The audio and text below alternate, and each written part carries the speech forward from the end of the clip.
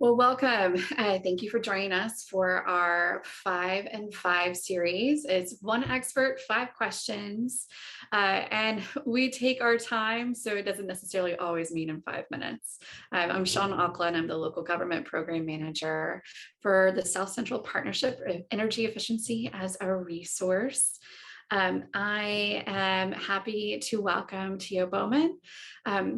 And to talk a little bit about his thoughts, and we'll kind of get into it. But first, I just want to go more into SPEER. We are one of the 6 regional energy efficiency organizations in the nation, and we cover Texas and Oklahoma. Our goal is to expand energy efficiency, save costs related to energy, as well as take demand off the grid. So we're really excited to have you on board to share your you being the expert in the field for Oklahoma.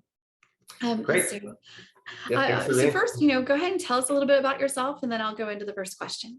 Sure. So again, my name is Bowman. I'm a program planner for the city of Oklahoma City, where I lead the sustainability office in the planning department. I've worked there for about 10 years, actually almost 11 now, where we've worked on several projects and lots of grants, and hopefully can respond to some of your questions with things that we've learned in the process and things we hope to do in the future. Great. So our population is only continuing to grow, and so energy use will continue to grow with it. How can energy efficiency positively impact Oklahoma City, its buildings, and its residents? Yeah, so energy efficiency actually is not the only thing that's growing here. We've got our average annual temperature that's expected to go up, and our prices and rates for electricity. So we do right now have some of the lowest rates for electricity across the country today, but we do use more in Oklahoma per capita than the national average, and so that means that per some EIA data, it showed that Oklahoma residences were actually were using more and paying more per month than most other states, than 24 other states, and including California and New York, where those places have higher electricity prices. So we're not super efficient in the way that we use our energy, but it's going to be vitally important to any affordable housing strategy or anything like that. And so I mentioned the prices that may go up as well. We have Winter Storm Uri securitization, as you all in Texas are also very well familiar with, and then grid modernization rate cases that are coming forward that would increase prices for our electricity. So not only do we have high demand, but we in increasing demand, because we expect to see our rates go up, but that can cause some challenges for residents going forward. Oh, wow. What are some successes and barriers to weatherization and resilience in Oklahoma cities?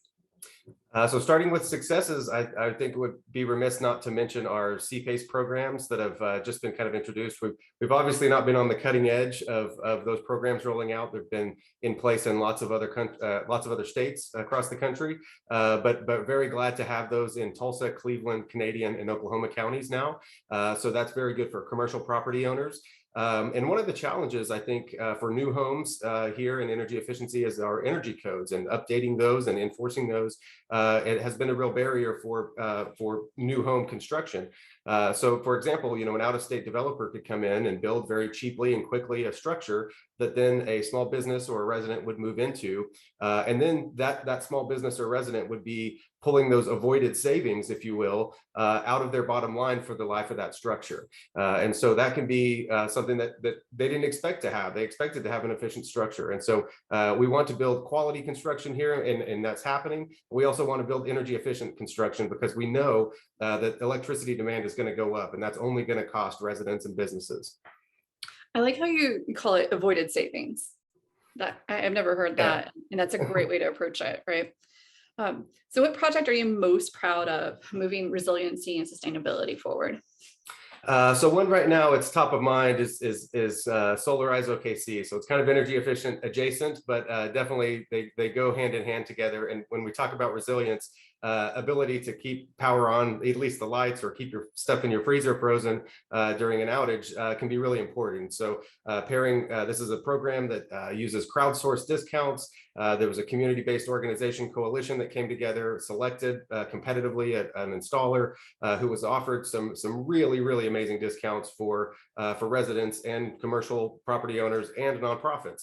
But the part that the city really loves about it is we saw a lot of activity and permit activity going on over the past 4 or 5 years for residential rooftop solar. And we want to make sure people are making informed decisions and have all the information that they need. So the great part about this program is it comes with workshops and town halls, and throughout the summer through September 30th, when residents can sign up for free evaluations, they can get to know how solar may work on their house and how contracting works. But I think it's going to be a really great program for Oklahoma City, if nothing else, to raise kind of the profile of solar as a legitimate thing they can do at their home. And there's an option to add storage to that too. So solar plus storage can keep those lights on for you in the case of an outage. That's great. That's a very exciting program. I understand why you're proud about that one. So how can we make EE more affordable and accessible for all? So that's a great segue. Yeah. Energy demand is straining and grid increasing blackouts across the nation, like you just mentioned in Winter Storm Uri. Yeah, it really is. So, one thing that we can do, flatly, short answer, is fund programs. We know that sometimes loan programs work great, but maybe not for everyone. But having money coming from the federal government that we know is coming from the Infrastructure Investment and Jobs Act, thinking strategically about how we put those programs together, and that we do include everyone, and that we do make sure that we have equity components to every time we spend that money, that we're thinking about low to moderate income individuals in our city.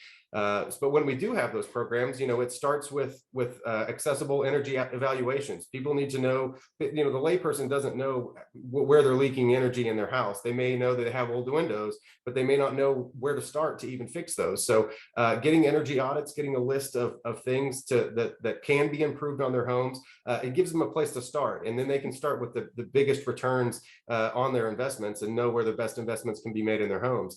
Of course, space heating and cooling is often, one of the biggest categories for buildings in general. And so upgrading HVAC systems and building envelope improvements like windows and insulation and a new roof even, these types of programs that can fund those things, I think will go a long way to helping position some of our low income residents to not have carry such an energy burden going forward. That is the percentage of their household income that they spend on just keeping the lights on and paying their utility bill. Another side of this coin is there are programs available from our electric utilities.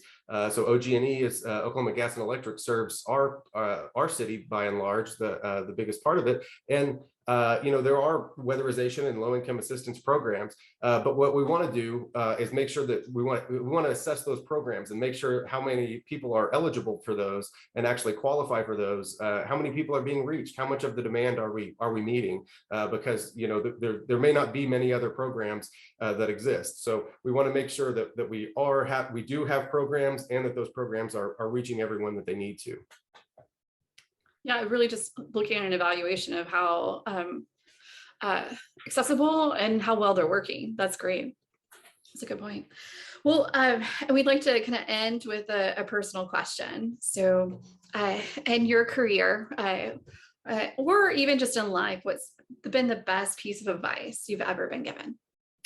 I kind of waffled on this one. I think I had several things that I could have said, because I've had some really great advice, throughout all of those things, my life and career. So, but I think what the one that kind of settled on and ties in the best, actually, with my previous answer, is that strategic planning starts with listening, and you can't really start any strategic planning process, whether it's for an energy efficiency program or affordable housing or any of those things, without listening to people and understanding what the actual needs are, how much the needs are, and where we can best address those. Because we don't have all of the answers, but we have to be able to meet their needs. And so, starting with listening with any strategic planning process, and incorporating, of course, the next best piece of advice is incorporating those what you hear into what you do. So, I would stick with that one. I'm curious, who gave you that advice? Uh, I'm really glad that you asked because I cannot remember specifically. Really? It's one of those that I've probably heard more than once in different iterations. Mhm. But I know I've heard it multiple times, but I don't have a name for you. Well, I do. That's a great piece of advice that people don't. Sometimes it's great that you took it to heart. Yeah.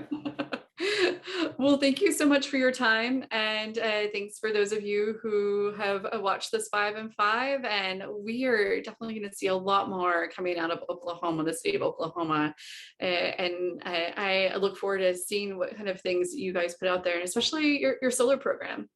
I love the solar education. Well, thanks again. Thank you, Shaun. Thanks for having me.